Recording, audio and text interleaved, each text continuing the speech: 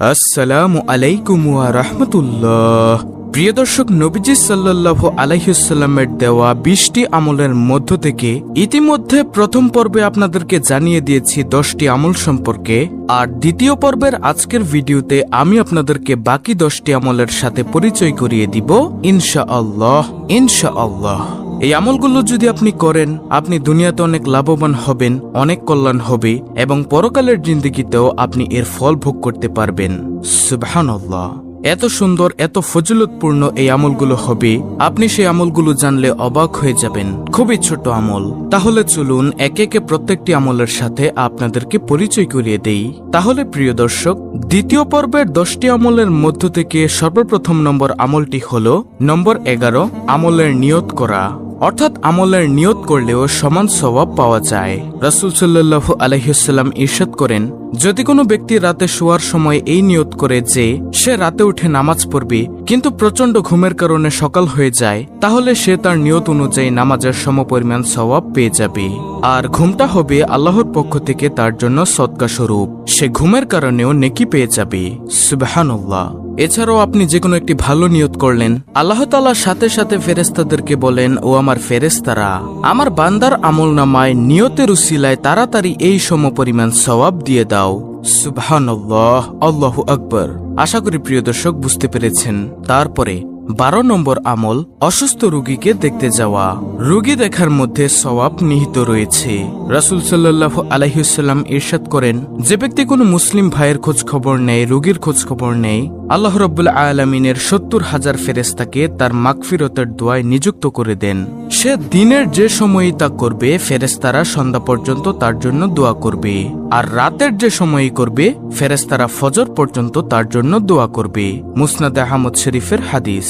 দর্শক, আমি আবারও বলছি, নবীজি সাল্লাল্লাহু আলাইহি ওয়াসাল্লাম বলেন, যে ব্যক্তি কোনো মুসলমান ভাইয়ের রোগের খোঁজ খবর নেয়, আল্লাহ তাআলা 70,000 ফেরেশতাকে তার মাগফিরতের দোয়ায় নিযুক্ত করে দেন। সে দিনের যে সময়ই তা করবে, ফেরেশতারা সন্ধ্যা পর্যন্ত তার জন্য দোয়া করবে। আর রাতের যে সময়ই করবে, ফেরেশতারা ফজর পর্যন্ত তার জন্য দোয়া করবে। তারপরে 13 নম্বর আমল, বিশুদ্ধ নিয়ত করা। ওমর ইবনে খাত্তাব রাদিয়াল্লাহু তাআলা আনহু থেকে বর্ণিত, তিনি বলেন, আমি নবী করিম সাল্লাল্লাহু আলাইহি ওয়াসাল্লামকে বলতে শুনেছি, নিশ্চয় সব আমল নিয়তের উপর নির্ভরশীল, আর প্রত্যেক ব্যক্তি তাই পাবে যার নিয়ত সে করবে। অতএব যে ব্যক্তি আল্লাহ ও তার রাসূলের উদ্দেশ্যে হিজরত করবে, তার জন্য হিজরতের উদ্দেশ্য আল্লাহ ও তার রাসূলের জন্যই হবে। আর যে দুনিয়া লাভের জন্য হিজরত করবে, তার হিজরতের উক্ত বিষয়ের জন্যই হবে। যার জন্য সে হিজরত করেছিল, সে দুনিয়াই লাভ করবে। প্রিয় দর্শক, আল্লাহ ও তার রাসূলের জন্য যদি কেউ হিজরত করে, ধরুন নামাজ পড়ার জন্য যদি কেউ মসজিদের দিকে নিয়ত করার জন্য হেঁটে যায়, সে ব্যক্তি সেই সমপরিমাণ সওয়াব পেয়ে যাবে। সুবহানাল্লাহ। তারপরে 14 নম্বর আমল, রাসূল সাল্লাল্লাহু আলাইহি ওয়াসাল্লাম বলেছেন, 3 ব্যক্তির সাথে রোজ কিয়ামতে আল্লাহ পাক কথা বলবেন না, তাদের দিকে দৃষ্টিপাত করবেন না, তাদেরকে পবিত্র করবেন না, আর তাদের জন্য রয়েছে ভীষণ আযাব। রিওয়ায়াতকারী বলেন, তিনি এই আয়াতটি 3 বার পড়লেন। আবু যর গিফারি রাদিয়াল্লাহু তাআলা আনহু বলেন, ইয়া রাসূলুল্লাহ সাল্লাল্লাহু আলাইহি ওয়াসাল্লাম, তারা কারা? তিনি বললেন, ওই 3 ব্যক্তি তারা, যে ব্যক্তি নিচে কাপড় ঝুলিয়ে পড়ে, যে ব্যক্তি দান করে খোঁটা দেয়, এবং যে ব্যক্তি মিথ্যা শপথ করে মাল বিক্রি করে। এই 3 ব্যক্তির সাথে আল্লাহ পাক কিয়ামতের মাঠে কোনো কথা বলবেন না, তাদেরকে পবিত্র করবেন না, আর তাদের জন্য রয়েছে ভীষণ আযাব। তারপরে 15 নম্বর আমল, নবী করিম সাল্লাল্লাহু আলাইহি ওয়াসাল্লাম বলেছেন, কোন সৎ কাজকে কখনো তুচ্ছ মনে করবে না, যদিও তা হয় তোমার ভাইয়ের সঙ্গে হাসি মুখে সাক্ষাৎ। সহিহ মুসলিম শরীফের হাদিস।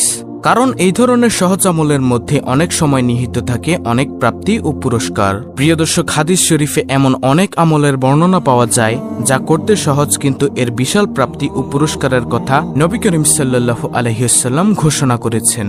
তারপরে 16 নম্বর আমল, আনওয়াজ বিন সামার রাদিয়াল্লাহু তাআলা আনহু থেকে বর্ণিত হয়েছে, তিনি নবী করিম সাল্লাল্লাহু আলাইহি ওয়াসাল্লাম হতে বর্ণনা করেছেন, উত্তম চরিত্র হচ্ছে নেকি, আর গুনাহ তাকে বলা হয় যা তোমার মনকে সংশয়ের মধ্যে ফেলে এবং তা লোকে জানুক তা তুমি অপছন্দ করো। প্রিয় দর্শক, নবীজি সাল্লাল্লাহু আলাইহি ওয়াসাল্লাম কি বলেন? উত্তম চরিত্র হচ্ছে নেকি, আর গুনাহ তাকে বলা হয় যা তোমার মনকে সংশয়ের মধ্যে ফেলে এবং তা লোকে জানুক তা তুমি অপছন্দ করো।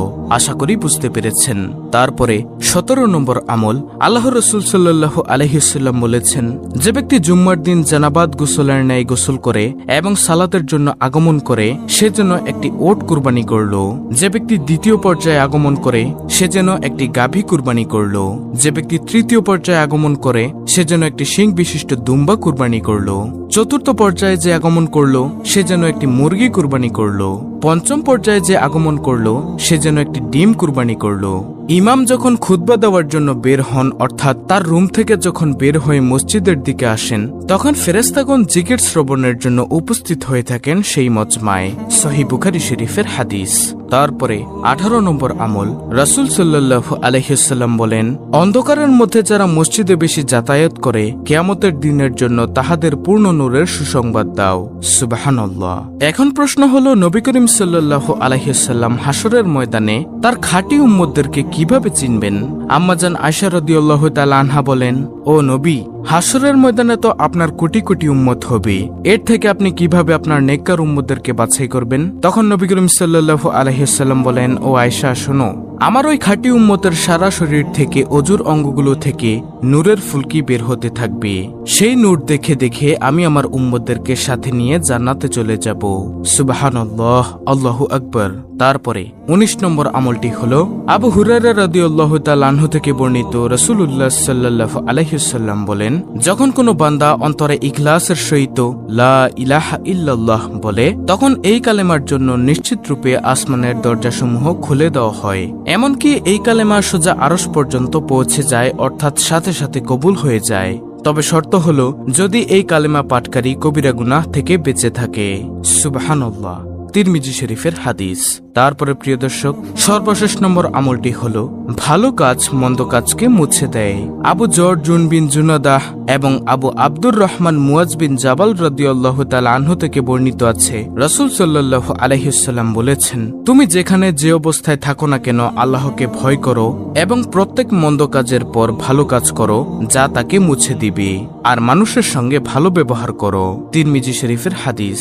তো প্রিয় দর্শক, এই হলো দ্বিতীয় পর্বের মোট 10টি আমল। আশা করি আপনার অবশ্যই উপকারে আসবে এই প্রথম পর্বের 10টি আমল এবং দ্বিতীয় পর্বের 10টি আমল, কারণ এর চেয়ে সুন্দর আমল আর হতে পারে না। তো আশা করি সবাই এই 20টি আমল সুন্দরভাবে করার চেষ্টা করবেন ইনশাআল্লাহ।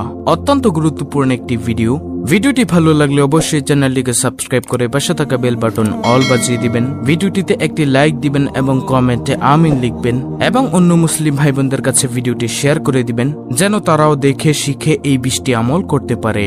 আল্লাহ রাব্বুল আলামিন আমাদের সকলকে সহিহ শুদ্ধভাবে এই আমলগুলো করার তৌফিক দান করুন। আমিন।